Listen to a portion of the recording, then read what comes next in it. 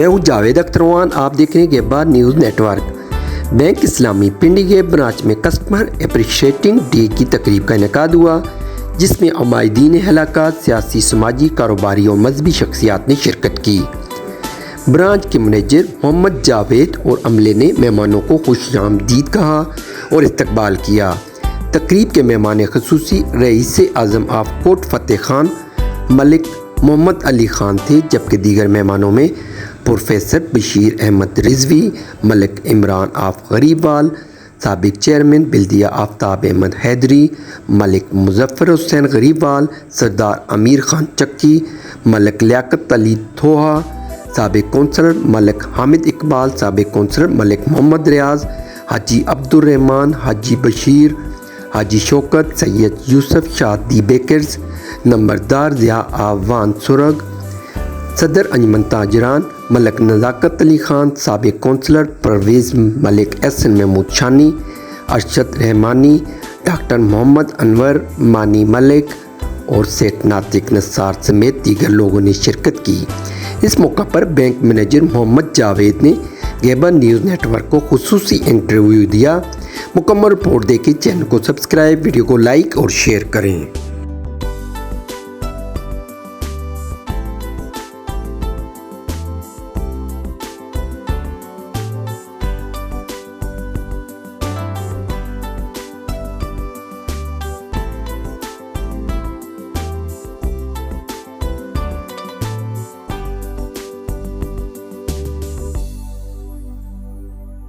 जी, मैं इस वक्त पिंडी गेब बैंक इस्लामी में मौजूद हूँ। यहाँ आज कस्टमर डे के हवाले से एक खूबसूरत और पुरवकार तकरीब का इनेकाद किया गया है। मेरे साथ बैंक मैनेजर जावेद साहब मौजूद हैं। इस तकरीब के हवाले से इनसे बात करते हैं। जी जावेद साहब, अस्सलाम वालेकुम। सबसे पहले मैं आपका शुक्रिया अदा करना चाहता हूँ कि आपने टाइम निकाला और हमारे पास आए। आज बेसिकली बैंक इस्लामी ने कस्टमर एप्रिसिएशन डे मनाया है। ये सिर्फ हमारी ब्रांच में नहीं बल्कि पूरे पाकिस्तान में आज मनाया जा रहा है। ये तो एक तो ये है कि इनका 500 ब्रांचें कंप्लीट हो गई, उस हिस्से में था। और दूसरा ये है कस्टमर को अप्रिशिएट करने के लिए बुलाया गया। जावेद साहब, आप कस्टमर को क्या पैगाम देना चाहेंगे? कस्टमर को मैं इस्लामिक बैंकिंग के हवाले से पैगाम देना चाहता हूँ कि आप बिला सूद हमारे पास अकाउंट ओपन हो रहे हैं, तो सूदी निज़ाम से बच के इधर हमारे पास आ जाएँ। बैंक इस्लामी का आज पूरे पाकिस्तान में यही मोटिव है कि लोग सूद से पाक बैंकारी में आ जाएँ, इस्लामिक बैंकिंग में आ जाएँ। अच्छा, ये कितना टाइम हुआ यहाँ पे आपके बैंक को ओपनिंग हुए?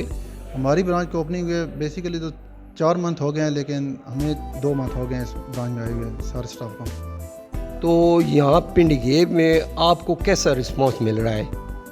पिंडी गेब में हमें बहुत अच्छा रिस्पांस मिला है। देखें, अभी 2 महीने में हमारा जो टारगेट था हम उससे अबव जा रहे हैं। और आज जो हमारा फंक्शन हुआ है, इससे हम और ज़्यादा एक्सपेक्ट करते हैं कि इंशाल्लाह बहुत बेहतरी आएगी इसमें। जी, जाज़ेब अली ताज साहब मेरे साथ मौजूद हैं। जी, आप जी अपने बैंक के बारे में बताएं।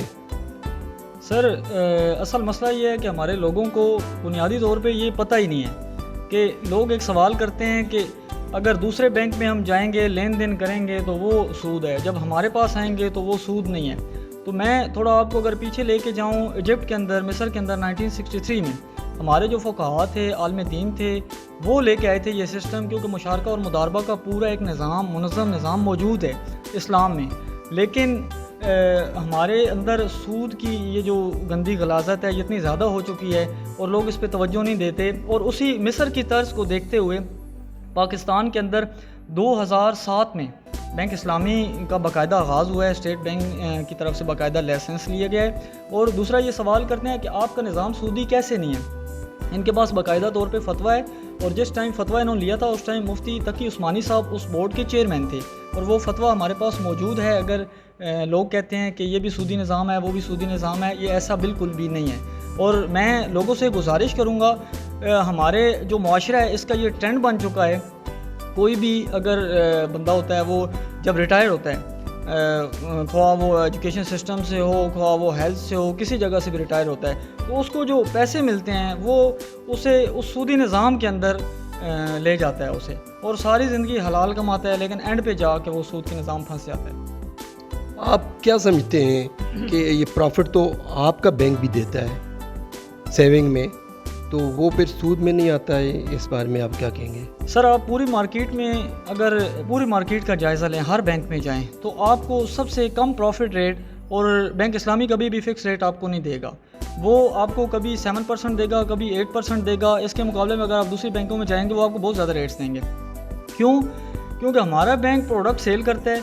अब एक गाड़ी ली है बैंक ने, कंपनी से ली है, वो कस्टमर को दे रहा है, उससे प्रॉफिट कमा रहा है, और हमारा बैंक मुख्तलिफ कंपनीज़ में पैसे लगाता है। वो बैंक हमारा पूरी डिटेल देने को तैयार है।